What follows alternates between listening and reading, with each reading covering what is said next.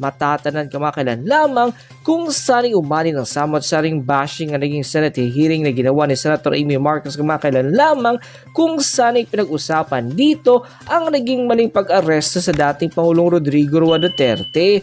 Hindi inaasahan ng mga sangkot sa nasabing iligal na pag-aresto sa dating Pangulo na biglang magsasalita si Vice President Sara Duterte sa nasabing pagdinig ng Senado. Ayon sa Vice Presidente ay wala talagang saysay kung pagtatalunan pa kung talagang iligal o hindi ang naging pag-aresto sa kanyang ama dahil kahit sang anggulo tignan ay talagang mali at iligal ang ginawa ng mga otoridad na basta-basta na lang nilang arestuhin ang isang Pilipino at ipapadala pa ito sa ibang bansa para doon litisin. Dahil nga dito ay marami sa ating mga kababayan ngayon ang nagsasabi na useless daw talagang maituturing ang nasabing Senate hearing dahil hindi naman daw nito maipababalik ang dating Pangulong Rodrigo Roa Duterte sa bansang Pilipinas. Hamon pa na marami sa ating mga kababayan ay kung talagang tunay at may malasakit si Senator Amy Marcos at talagang paninindigan niya na mali ang pag-aresto sa dating Pangulo ay dapat siya mismo ang magsampa ng kaso sa kasalukuyang administrasyon na pinamumunuan ngayon ng kanyang kapatid na walang iba kundi si Bongbong Marcos Jr. Dagdag pa nila ay maniniwala lamang sila sa nasabing senadora na tunay at totoo ang malasakit dito sa taong bayan kung siya mismo ang maghahain ng impeachment complaint na laban sa kanyang kapatid na si Bongbong Marcos Jr. Dahil dito lamang niya mapapatunayan na talagang mahal niya ang bayan at kaya niyang parusahan ang lahat ng mga taong lumabag sa saligang batas ng Pilipinas, kadugo man niya ito or hindi. Matapos nga lumabas sa balitang ito ay umani agad ang samot-sari komento at reaksyon mula sa marami sa ating mga kababayan at marami nga sa kanila ngayon ang hindi napigilan kanilang sarili na maglabas ng kanilang hineng at komento sa mundo ng social media. Senadora, kung gusto mo akong maniwala sa'yo, yung ginagawa mo, demanda mo. Ikaw mismo magdemanda ka dun sa mga pulis na lumabag na batas. Number one. Number two, kung talagang mali ang ginawa ng gobyerno ito at ang puno ng gobyerno ay ang iyong kapatid, maghain ka ng impeachment laban sa kapatid mo. Sapagkat yan ay culpable violation of the Constitution. O yun, ang hamon ko sa kanya. I really agree sa'yo, Attorney Panelo. Kasi alam niyo mga lords, sa lahat ng mga ginagawa ngayon ni Senator Amy, di ba, kita naman natin na inimbestigahan niya, kunwari talagang apektado siya sa pagdakip kay Tatay Digong. At kanina lang, di ba, sabi niya may mga mali sa pag-aresto at paglabag, no, sa batas. Ang tanong, may mapapanagot kaya? That's the challenge kay Senator Amy. Senator Amy, maniniwala lang kami sa lahat ng ginagawa at sinasabi mo ngayon kung magdedemanda ka doon sa mga executives na mastermind sa pagdakip kay Tatay Digong at gagawa ka ng aksyon laban sa gobyerno na to at magpa-file ka ng impeachment complaint. Yan, masasaludo na kami sa'yo. Bibilib na kami sa'yo. Ilang OFW na balik manggagawa yung nagre-reklamo dahil makupad daw yung release ng kanilang ID at pabalik na sila sa kanilang bansang pinagtatrabahuhan pero hindi pa rin nila nakukuha hanggang dahilan hindi pa daw natatapos yung logo ng ID nila. Hindi ba ito taliwas ay pinangangalandakan ng gobyerno na mabilis ang transaksyon sa mga government offices dahil sa digitalization na? Ito naman po ay tinutupad natin at nagulat nga po ang ating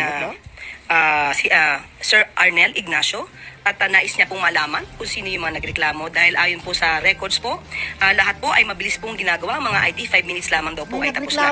At gusto natin malaman kung sino yung mga nagreklamo sa ang lugar para po kung may nagiging problema po sa mga machine or equipment doon ay maiayos po natin. Pero as of the moment, wala pong nakikitang problema para po sa pag-ID. Mabilis daw po ang pag-process. Ma'am, 1 week po, pinababalik po sila after 1 week. Kung meron po tayo nagrereklamo, pakibigay lamang po ang pangalan para po malaman at mabigyan po agad natin ng remedyo kung meron pong problema sa nasabing lugar. Grabe talaga mag-response ang ating spokesperson.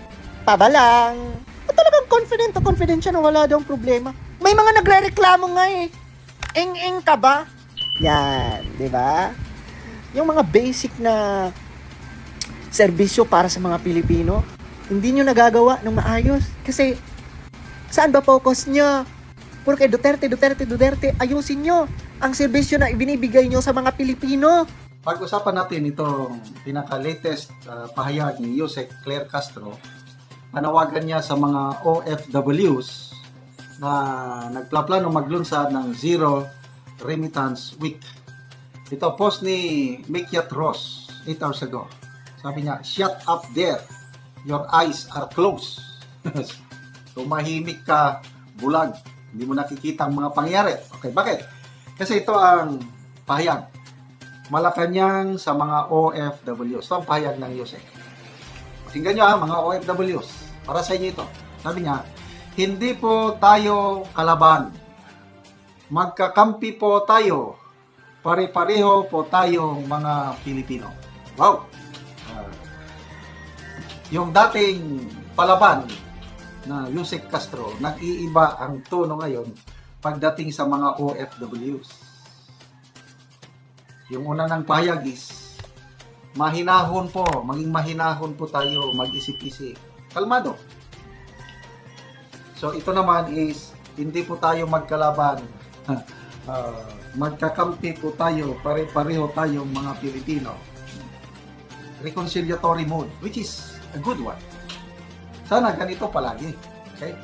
Kaya lang, depende ngayon ang dating sa mga OFWs. So, mga kababayan kong OFWs na nagmamahal kay PRRD, alam ko na intindihan ko yung nararamdaman ninyong sakit. Yes. Marami na akong nabasang comments, mga OFWs. Apektado ang trabaho nila. Hindi sila makatulog-tulog sa kaiisip sa nangyari sa kanilang tatay digong. Kasi nakita ko ang OFWs, yung si Tatay Digong ang nag-alsa sa kanilang dangal. Dahil noon, mga previous administration, niluluckdown sila ng kanilang mga amo. Pagdating ni PRRD, bilib na bilib ang mga dayuhan kay PRRD, kaya tumaas din ang dangal ng mga OFWs. Kaya ang mga OFW, tingin nila kay PRRD, tatay nila talaga na may pagmamahal. Ngayon, itong nangyari kay PRRD, labis na nasaktan ang mga OFWs. So ngayon, panawagan ng Yusek na hindi tayo magkalaban. I don't know kung it rings well sa puso't isipan ng OFW, hindi tayo magkalaban. Eh sino ang nagpakidnap kay PRRD? Di ba ang amo ni Yusek Castro, ang presidente? Na despite yung mga pronouncement niya doon na wala nang jurisdiction ang ICC, paulit-ulit. Pagdating ng Interpol, wala. We need to cooperate with Interpol para maging good neighbor tayo. Ganun lang. O, sinong hindi masasaktan ng OFW? So, I don't know kung makarelate. I don't know kung nararamdaman ba ni Yusek Castro ang nararamdaman ng mga OFW. Napakadali para sa kanya na huminahon tayo. Hindi tayo magkalaban, magkakampi tayo. Totoo, kakampi kaya ng mga OFW. Tignan natin ang mga comments. People who reacted muna tayo. 12,000 people who reacted, 12,000 din ang tumatawa. Hindi po naniniwala ang mga OFW sa inyo, Yusek Castro. 254 lang ang nag-like sa iyong pahayag na hindi kayo Okay, pag-usapan natin ngayon ang pahayag ni Senate President Chis Escudero tungkol sa plano ng mga OFWs, na maglunsad ng kilos protesta, Zero Remittance Week, starting tomorrow, March 28 hanggang April 4. Okay, ang Senate President nagsalita. Ito sa article ng Inquirer.net. Duterte backers Zero Remittance to hit economy, families, Escudero. So, it is well within the rights of former President Rodrigo Duterte supporters overseas to stage a Zero Remittance Week, Senate President Escudero said on Wednesday, but he reminded them that doing so would affect the Philippine economy and their dependents.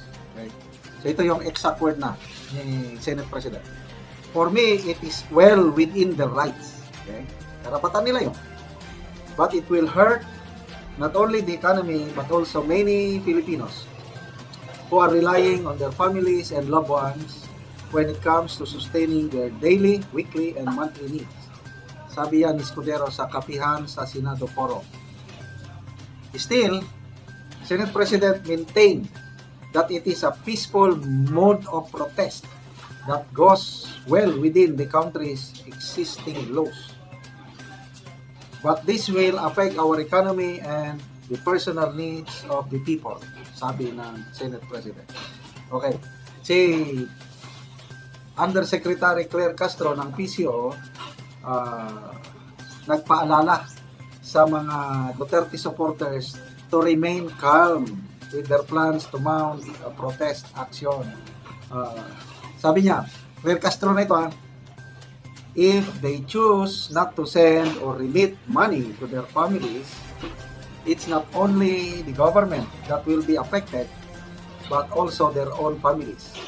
So hopefully, we can remain calm in handling this kind of issues. Madaling magsabi, Attorney Joseph Castro, yung kalmado lang. Kasi hindi mo nararamdaman ang nararamdaman ng mga OFWs na nagmamahal kay PRRD. Sa inyo po, Joseph Castro, basta bukang bibig ninyo, ang mga Duterte, palagi niyong sinisiraan.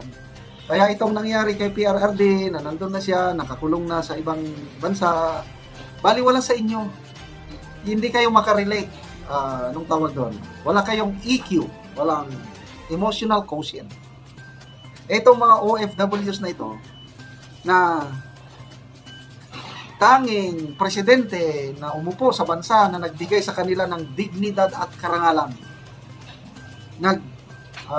taas sa kanilang mga purit dangal bilang OFW, si PRRD lang.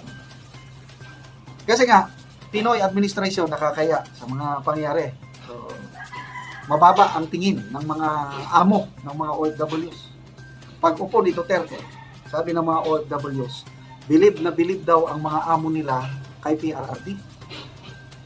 Kaya, nabuhayan sila ng loob, tumaas po yung dangal ng OFWs panahon ni PRRD.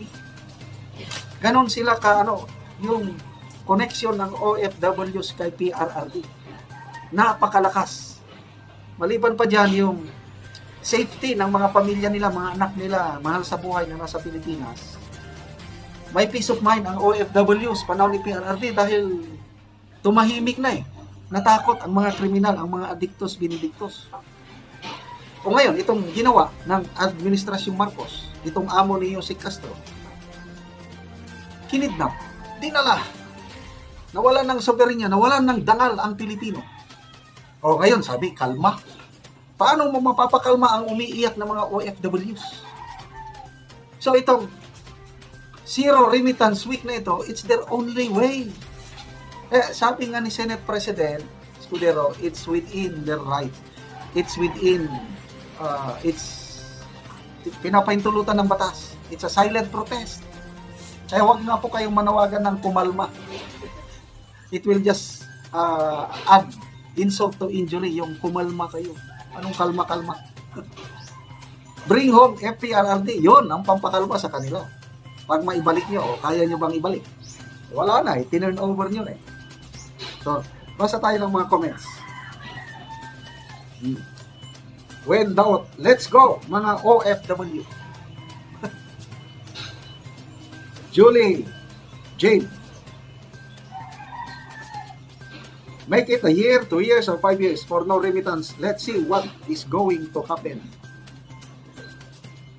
Kasi ang sinasabi, pamilya, hindi naman magugutom. 1 week lang na hindi magpapadala. Magugutom ba ang pamilya? Oh, come on. Sabi nga ng isang OFW na basa ko, sanay ang pamilya ko kumain ng saging, kamote at lagutmon. 1 week lang. Paano magugutom ang pamilya sa 1 week? Kaya, relax lang po. Huwag kayong mag-alala.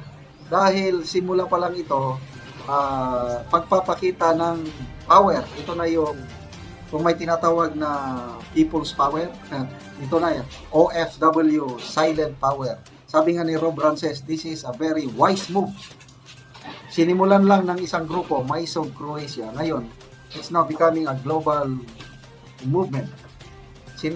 Sinuportahan ni Maharlika. Nagpo-post na si Maharlika nga, let's support.